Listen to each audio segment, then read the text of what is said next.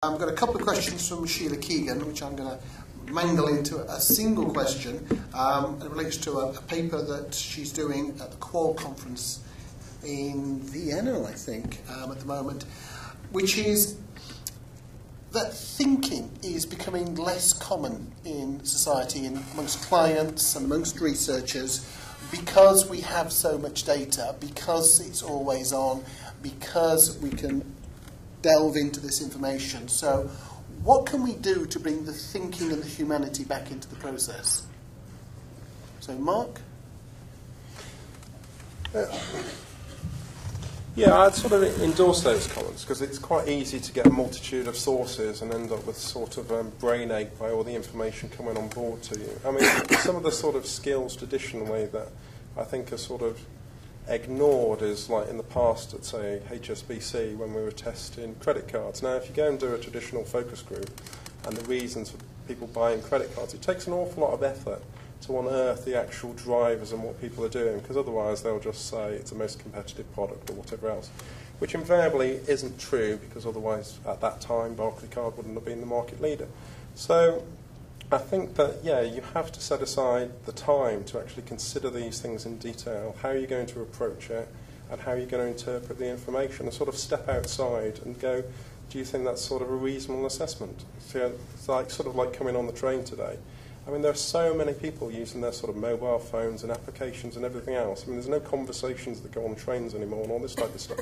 So if you're designing surveys or approaches, you've got to consider what's going on in people's worlds and their minds, and what are they doing on a day-to-day basis to see how all these techniques fit in with what's going on. So.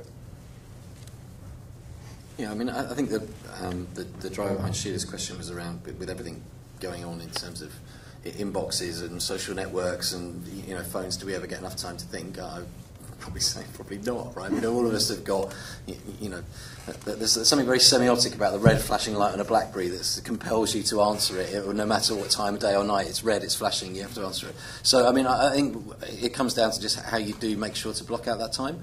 I certainly wouldn't say I'm good enough at doing it, and I think it probably, ironically, the business is looking at me and my team as being the people who are stepping away from the daily trading issues in order to think about the bigger picture, think about it from a consumer point of view.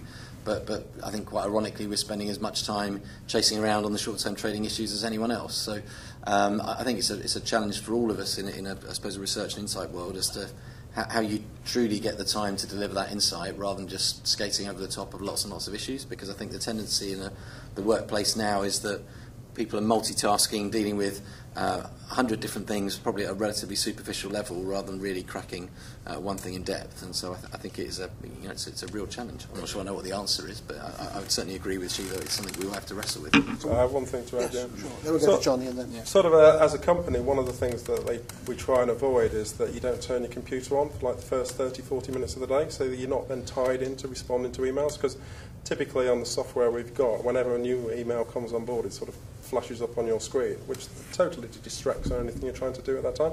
So it's to lock away that sort of bit in the morning when you can actually do some sort of thinking in terms of what you need to do on your project. Yeah, probably not PC, but I generally go out for a cigarette. And that's my channel by BBC 4 time, a place to think. And then, you know, you're just away from it. There's nothing around that can bother you too much, apart from maybe the odd tramp comes up there for a cigarette as well. But I think I agree with you.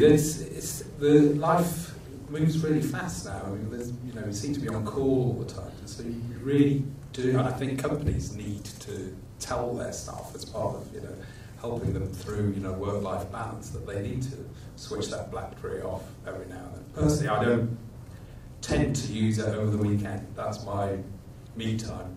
It does take, when you go on holiday, it takes a couple of days to not do it, but there you go. But yeah, I mean, it's sad really, because we do lose the creativity in that time that you put aside. That when I was a researcher, before you actually go into a room to do your analysis, so you were cut off from everybody else and all that sort of stuff, and you could really get into it.